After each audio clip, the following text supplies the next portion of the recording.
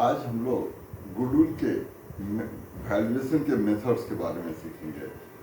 Goodwill का accounting treatment और valuation जो है अकाउंटिंग स्टैंडर्ड 26 के अकॉर्डिंग होता है। दो टाइप के गुडविल होते हैं, परचेज गुडविल और self generated goodwill. Purchase goodwill को एसेट मानते हैं, इंटेंजिबल एसेट, उसको बैलेंस शीट के लायबिलिटी साइड में दिखाते हैं, और सेल्फ जनरेटेड गुडविल को एसेट नहीं मानते हैं। परचेज गुडविल के वैल्यूएशन के लिए सबसे पहले जो परचेजिंग फर्म है वो परचेज फर्म जिसको वो परचेज किया है उसके एसेट्स के एग्रीड वैल्यू को टोटल करेंगे जिस पर ये परचेज कर रहा है, जिस वैल्यू पर, और उसमें से उसकी एक्सटर्नल लायबिलिटीज को माइनस करते हैं तो जो अमाउंट आता है वो नेट एसेट आता है। इस नेट और इसके बदले में जो परचेजिंग फर्म पे करता है उसे परचेज कंसिडरेशन कहते हैं। परचेज कंसिडरेशन नेट एसेट के इक्वल हो सकता है, ज़्यादा हो सकता है या कम हो सकता है। अगर परचेज कंसिडरेशन नेट एसेट से ज़्यादा है तो जो डिफरेंस है वो गुडविल है, और अगर वो कम है तो वो रिजर्व है, कैपिटल रिजर्व में उसको ट्रांसफर कर देते हैं। ये कॉन्सेप्ट जो है issue of share, issue of debenture में भी यूज करते हैं। थर्ड बुक में अकाउंटिंग रेशियो में भी ये कॉन्सेप्ट आता है, और इस चैप्टर में भी तीन बार और इसको यूज करेंगे। अब गुडविल का वैल्यू आ जाने के बाद उसका अकाउंटिंग ट्रीटमेंट करते हैं। परचेजिंग फर्म की बुक में asset sundry, assets account debit, हर एसेट का नाम लिखेंगे, उसके आगे डेबिट, और फिर गुडविल अकाउंट डेबिट, ब्रैकेट में बैलेंसिंग फिगर लिखेंगे। क्रेडिट साइड में सन्ड्री लायबिलिटीज, फिर वेंडर जो जिस फर्म को परचेज किया है उसको वेंडर नाम दिया है तो वो नाम लिखेंगे, इस तरह से लिखते हैं। फिर परचेज कंसिडरेशन जो सेटल किया, जिस तरह से क्वेश्चन दिया हो उसकी एंट्री करते हैं, वेंडर टू कैश या जो कुछ भी जिस जैसे भी सेटल किया हो। अब हम लोग आते हैं सेल्फ जनरेटेड गुडविल के वैल्यूएशन के मेथड में। सेल्फ जनरेटेड गुडविल के वैल्यूएशन के 3 मेथड होते हैं। एवरेज प्रॉफिट मेथड, उसके अंदर भी 2 सब मेथड्स होते हैं, simple average profit method and weighted average profit method. दूसरा सुपर प्रॉफिट मेथड, और तीसरा कैपिटलाइजेशन मेथड। कैपिटलाइजेशन मेथड के अंदर भी 2 सब मेथड्स होते हैं। पहले को capitalization of average profit method कहते हैं, दूसरे को capitalization of super profit method कहते हैं। अब इन पांचों मेथड से, मतलब इन टोटल 5 मेथड हैं। इन पांचों मेथड में एक एडजस्टेड प्रॉफिट का कॉन्सेप्ट होता है, वो समझ लेंगे। वो हर में यूज होता है, इसको पहले समझ लेना चाहिए।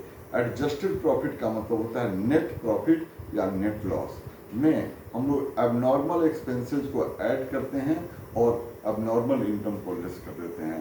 एबनॉर्मल एक्सपेंसेस जो बिजनेस के डे टू डे वर्किंग से रिलेटेड नहीं है, ऐसे एक्सपेंसेस को एबनॉर्मल एक्सपेंस कहेंगे, और जो डे टू डे वर्किंग से रिलेटेड नहीं है एबनॉर्मल इनकम को लेस कर देते हैं। फिर इसमें नॉर्मल एक्सपेंसेस को लेस करते हैं और नॉर्मल इनकम को ऐड करते हैं तो एडजस्टेड प्रॉफिट आ जाता है। अब सिंपल एवरेज प्रॉफिट मेथड के अंदर, ठीक है, फर्स्ट स्टेप एक टेबल बना लेंगे, ईयर लिखेंगे, नेट प्रॉफिट लिखेंगे, एडजस्टमेंट लिखेंगे और एडजस्टेड प्रॉफिट लिखेंगे।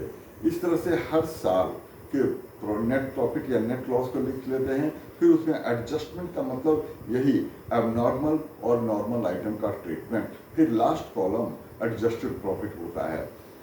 हर साल का लिख लेने के बाद इसे टोटल करते हैं, ये पहला स्टेप हो गया। सेकेंड स्टेप होता है एवरेज एडजस्टेड प्रॉफिट निकालना। सारे एडजस्टेड प्रॉफिट के टोटल को नंबर ऑफ ईयर से डिवाइड कर देते हैं तो एवरेज एडजस्टेड प्रॉफिट आता है, और उस एवरेज एडजस्टेड प्रॉफिट को नंबर ऑफ ईयर्स परचेज जो कि क्वेश्चन में दिया होता है उसे मल्टीप्लाई करते हैं तो सिंपल एवरेज प्रॉफिट मेथड से गुडविल का वैल्यू आ जाता है। अब हम लोग दूसरे मेथड में आते हैं, वेटेड एवरेज प्रॉफिट मेथड। इसमें भी एक कॉलम बनाएंगे, इसमें 6 कॉलम बनाएंगे, एक टेबल बनाएंगे जिसमें 6 कॉलम होंगे। Year, next column net profit या net loss, next column third column adjustment abnormal item और नॉर्मल आइटम का, फोर्थ कॉलम एडजस्टेड प्रॉफिट। ये चारों सिंपल एवरेज प्रॉफिट मेथड के जैसे ही होंगे। इसके बाद वेट्स, क्वेश्चन में वेट दिया हुआ होता है 1 2 3 4 5, इस तरीके से वेट दिया होता है, और फिर वेटेड एडजस्टेड प्रॉफिट का 6th कॉलम बनाएंगे। हर साल के एडजस्टेड प्रॉफिट को उसके वेट से मल्टीप्लाई करके हर साल का वेटेड एडजस्टेड प्रॉफिट निकाल लेंगे। फिर लास्ट में वेट्स का टोटल और वेटेड एडजस्टेड प्रॉफिट का टोटल कर देते हैं। इसके बाद नेक्स्ट स्टेप में वेटेड एवरेज एडजस्टेड प्रॉफिट निकालते हैं, जिसमें वेटेड एडजस्टेड प्रॉफिट को नंबर ऑफ वेट से डिवाइड कर देते हैं। तो जो वेटेड एवरेज एडजस्टेड प्रॉफिट आता है, थर्ड स्टेप में वेटेड एवरेज एडजस्टेड प्रॉफिट को नंबर ऑफ ईयर से मल्टीप्लाई कर देंगे तो गुडविल आ जाएगा। अब हम लोग थर्ड मेथड या main second method super profit method में आते हैं। सुपर प्रॉफिट मेथड में 5 स्टेप्स फॉलो करने होते हैं। पहला स्टेप वेटेड ये एडजस्टेड प्रॉफिट निकाल लेंगे, जैसा कि पीछे के 2 मेथड्स में निकालते हैं। नेक्स्ट स्टेप कैपिटल एम्प्लॉयड निकालते हैं। ये कैपिटल एम्प्लॉयड वही है जो परचेज मेथड में नेट एसेट है। तो कैपिटल एम्प्लॉयड निकालने के 2 अप्रोचेज होते हैं। एक को एसेट साइड अप्रोच कहते हैं, दूसरे को लायबिलिटी साइड अप्रोच करते हैं। लायबिलिटी साइड अप्रोच से कैपिटल में पास्ट प्रॉफिट को ऐड करते हैं, लॉन्ग टर्म लोन्स को ऐड करते हैं और एसेट साइड के 3 आइटम्स को लेस कर देते हैं। 3 आइटम क्या होते हैं? नॉन ट्रेड इन्वेस्टमेंट, अगर क्वेश्चन में ट्रेड इन्वेस्टमेंट लिखा हो, नॉन ट्रेड तो इसको नॉन ट्रेड ही मानते हैं।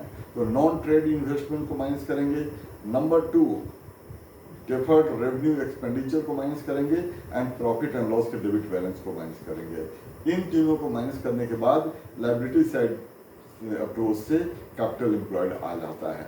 और एसेट साइड अप्रोच से कैपिटल एम्प्लॉयड का फॉर्मूला होता है total assets excluding these 3 non trade investment, deferred revenue expenditure and profit and loss debit balance. इसके बाद लायबिलिटी साइड से करंट लायबिलिटीज को माइनस कर देते हैं तो कैपिटल एम्प्लॉयड आ जाता है। थर्ड स्टेप फॉलो करते हैं नेट प्रॉफिट। नेट प्रॉफिट का मतलब होता है capital employed into normal rate of return या फेयर रेट ऑफ रिटर्न, वो क्वेश्चन में दिया हुआ होता है।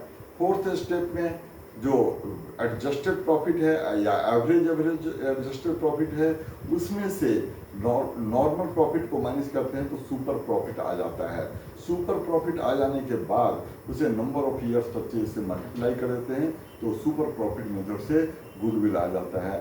अब एग्जामिनर का सबसे ज़्यादा सुपर प्रॉफिट मेथड पर फोकस होता है। इसमें डायरेक्टली और इनडायरेक्टली दोनों तरीके से क्वेश्चन पूछते हैं, तो इसकी अच्छी प्रैक्टिस करनी चाहिए। इसके बाद कैपिटलाइजेशन मेथड के अंदर 2 मेथड होते हैं, capitalization of average profit method and capitalization of super profit method. Capitalization of average profit method में 3 स्टेप्स फॉलो करेंगे। सबसे पहले capitalized value of the firm या बिजनेस, जो भी हो लिख सकते हैं, फर्म भी लिख सकते हैं, बिजनेस भी लिख सकते हैं। इसका फॉर्मूला होता है एडजस्टेड प्रॉफिट, जो कि पीछे के सारे मेथड में कैलकुलेट करते आ रहे हैं, that upon normal rate of return. Step 2 net asset, जो कैपिटल एम्प्लॉयड है वो कैलकुलेट करते हैं। और थर्ड स्टेप गुडविल होता है। गुडविल का मतलब first step minus second step, मतलब capitalised value of the firm या business minus net tangible asset equal to goodwill.